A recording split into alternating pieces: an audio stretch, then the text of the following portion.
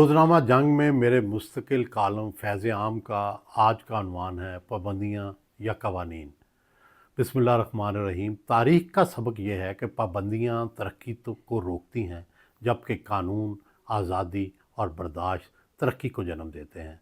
मशरक़ व मग़रब माज़ी में नई सोच, साइंस और टेक्नोलॉजी पर पाबंदियाँ लगाते रहे, जिससे इंसानियत की तरक्की रुकी रही। तहम्मुल, बर्दाश्त, कवानीन और आज़ादी का दौर शुरू हुआ तो साइंस और टेक्नोलॉजी को फ़रोग़ मिला। आज की जदीद दुनिया की तश्कील मुमकिन हुई। तो तजाकिस्तान में VPN को इस्लामी नज़रियाती कौंसिल ने गैर इस्लामी करार दे दिया है। हालांकि इस्लाम और साइंस का सिरे से कोई तज़ाद ही नहीं है। अलबत्ता उलमा का साइंस से ज़रूर तज़ाद है। याद करें कि तुर्की में घड़ियाल का तोहफ़ा आया तो इसे बिदअत करार दे दिया गया और वली अहद ने इसे चौराहे में रख कर तोड़ डाला, मगर आज हर आलिम दीन ने घड़ी बांधी हुई होती है। कैमरा ईजाद हुआ तो तस्वीर के ख़िलाफ़ फतवे आए। तुर्की में तस्वीर को काफराना करार दिया गया। हमारे ख़ित्ते के उलमा तो सिर्फ चंद साल पहले तक तस्वीर उतारने को गुनाह करार देते थे। जमातुल दावा वाले सरेआम TV तोड़कर सवाब दारैन हासिल किया करते थे। अब हर आलिम दीन TV की स्क्रीन पर जलवा अफरोज़ होना बाइस फ़ख्र समझता है। हद तो यह है कि कॉफ़ी तक को भी काफिर करार दिया गया। तुर्की में काफ़ी पर फसादात हुए। बाद में पता चला कि काफ़ी तो मगरब से आती ही नहीं, ये तो अफ्रीकन मुस्लिम ममालिक से आती है। प्रिंटिंग प्रेस को 500 साल तक मुस्लिम ममालिक में दाखिल ना होने दिया गया। हाथ से लिखी हुई किताबों से काम चलाया जाता रहा कि ये शैतानी मशीन कहीं इस्लामी आर्ट, ख़त्ताती और किताबत को नुकसान ना पहुंचा दे। पैंट कोट पहनने, अंग्रेज़ी स्टाइल के बाल कटवाने और लाउड स्पीकर तक पर एतराज़ात किए गए, जो अब इंतहाई बोदे और अहमकाना साबित हो चुके हैं। सोशल मीडिया ने दुनिया के हर मुल्क को परेशान कर रखा है। सिर्फ तजाकिस्तान नहीं, दुनिया भर में इसकी होलनाकियों पर मजमून बांधे जा रहे हैं। सोशल मीडिया की सबसे बड़ी ख़राबी नामालूम अफराद को लोगों में ख़बरें फैलाने का हक़ मिल जाना है और वो झूठी सच्ची ख़बरें बग़ैर किसी तस्दीक व तौसीक़ के चला कर लोगों को गुमराह कर सकते हैं। जबकि मेन स्ट्रीम मीडिया के अंदर चेक एंड बैलेंस मौजूद है, हुकूमत के कवानीन हैं, मीडिया कंपनी के अपने ज़वाबित हैं और फिर अवामी एहतसाब का रास्ता भी हर वक्त खुला रहता है। सोशल मीडिया बेमहार और बेलगाम है, झूठ फैलाता है, इंतशार का बायस बनता है।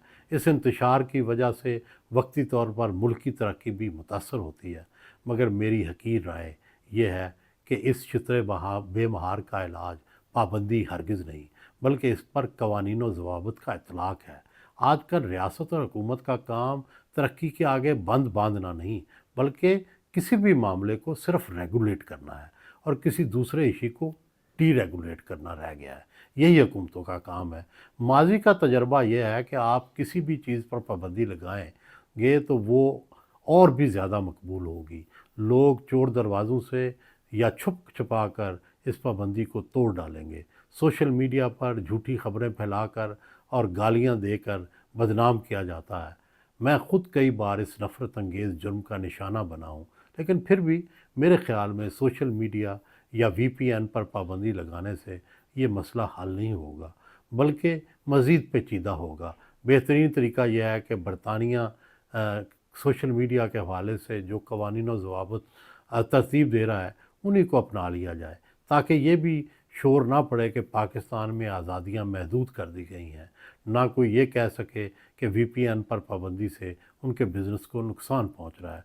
पाबंदियों के फ़लसफ़े की बुनियाद में ही एक ख़राबी मुज़मर है, और वो ये है कि पाबंदी की ज़द में वो भी आ जाता है जो कोई गलत काम कर नहीं रहा होता, और वो भी आता है जो गलती कर रहा होता है।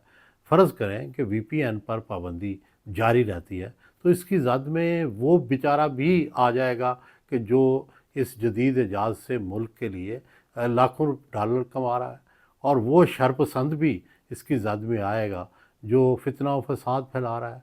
रियासत का फ़रीज़ा है कि वो ऐसे कवानीन लाए कि इंतशार फैलाने वाले पर पाबंदी लगे और ज़र मुमादा कमाने वाले को सहूलतें मिले। हमारे जैसे मुल्क में इंतशारी तो पाबंदियों के बावजूद चोर दरवाज़ों से काम निकाल लेते हैं, और बेचारे शरीफ कारोबारी سب کچھ ہار بیٹھتے ہیں۔ امت مسلمہ کی گزشتہ 6 صدیوں کی تاریخ یہی بتاتی ہے کہ ہم نے نئی سوچ، نئی ایجادات اور نئے زمانے کے طور طریقوں کو مکمل طور پر مسترد کر رکھا ہے۔ حالانکہ جاپانی اور چینی معاشروں نے جدید دنیا کے تقاضوں کے ساتھ ساتھ اپنی ثقافت اور مذہبی رسوم و رواج کو مطابقت دے ڈالی ہے، ہمیں بھی اب پابندیاں لگانے کی بجائے نئی ایجادات اور نئی سوچ کو ریگولیٹ کر کے یا نظم و ضبط میں لانے کی ضرورت ہے۔ مسترد کرنے سے ہم سوشل میڈیا اور وی پی این کے فوائد سے بھی محروم ہو جائیں گے۔ ہم سائنس، نئی ایجادات اور ترقی کو روک نہیں سکتے۔ روکنے کے عمل سے ہم مزید پیچھے رہ جائیں گے اور دنیا آگے نکل جائے گی۔ آئی ٹی کے شعبے میں بھی بھارت ہم سے بہت آگے ہے، مگر پاکستان میں آئی ٹی کی روز افروز ترقی سے یہاں بھی بہت سی کمپنیاں اپنے کاروبار کھول رہی ہیں۔ ہمیں فیصلہ کی فوری ضرورت ہے، اس سے دور رس نتائج نکلیں۔ سوشل میڈیا کو منضبط کر لیا جائے، ریگولیشن میں لایا جائے، اور یہی منفی ہتھیار ہمارا مثبت ہتھیار بن سکتا ہے۔ آج کی دنیا میں سوشل میڈیا نے محاذ آرائی کا نقصان مین سٹریم میڈیا کو ہو رہا ہے۔ قزاقستان کی میڈیا انڈسٹری شدید مالی خطرات کا شکار ہے۔